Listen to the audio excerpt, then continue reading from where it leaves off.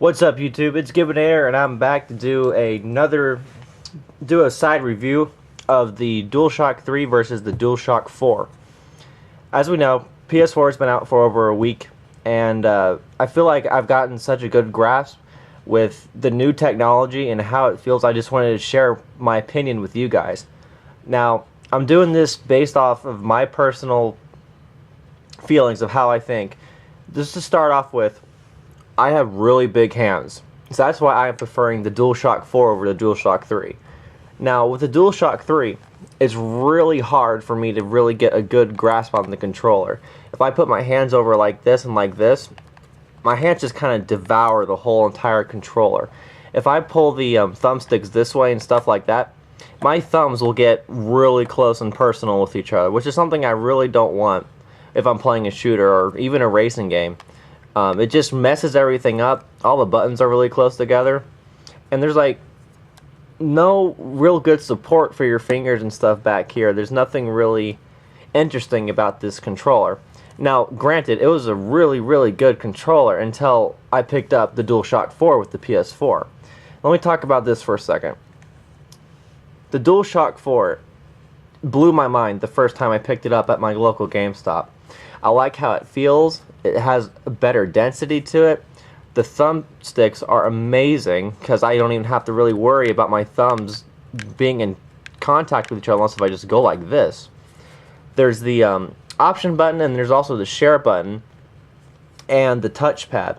The touchpad has not really been used much for any of the games. I can only think of Killzone Shadowfall so far with the owl, but hopefully in the future with their future games they'll be coming out with new ways to use this, because I think this can work really well, and it also clicks as well. Also, what I like about the DualShock 4 versus the DualShock 3 is that there's the headput output right here, and that really helps me a lot, because sometimes the real big bulky headphones that you wear, at least for me, they hurt my ears and I can't wear them for a long period of time. So that's why I'm liking this one. Also, the triggers on the DualShock 4 are real nice. Let me see if I can push that up. You go like this, it's just real nice, and it makes it easier for people with real big fingers just to kind of grasp and just pull down, just real nice and easy. And also, I'll mention the light bar here. It's really good for use if it's in a dark room at nighttime. In the daytime, it's kind of hard to know and use. For example, for Killzone Shadowfall on the single player mode, the light bar will remain green if you have perfect health, but if you get hit and stuff, it'll turn red and it'll start flashing red if you're near death. I wish they did integrate that with the multiplayer, but they might do that with future updates, which would be nice. Also, if you're doing Need for Speed Rivals, if you saw my unboxing video, if you're a cop, it'll remain blue, but if you're a racer, it'll turn red. And I thought that was a really great addition. It's those little details I really love about this stuff. Now, in comparison with the DualShock 3, I love the DualShock 4. However, with the DualShock 3, I like the ability of kind of a start button. There's no start button on the DualShock 4, and it took me a really long time to get used to.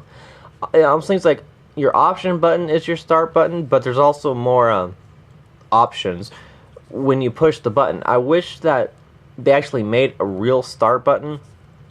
And the speaker in the middle, I can see why they did that. I'm just not sure how useful it will be.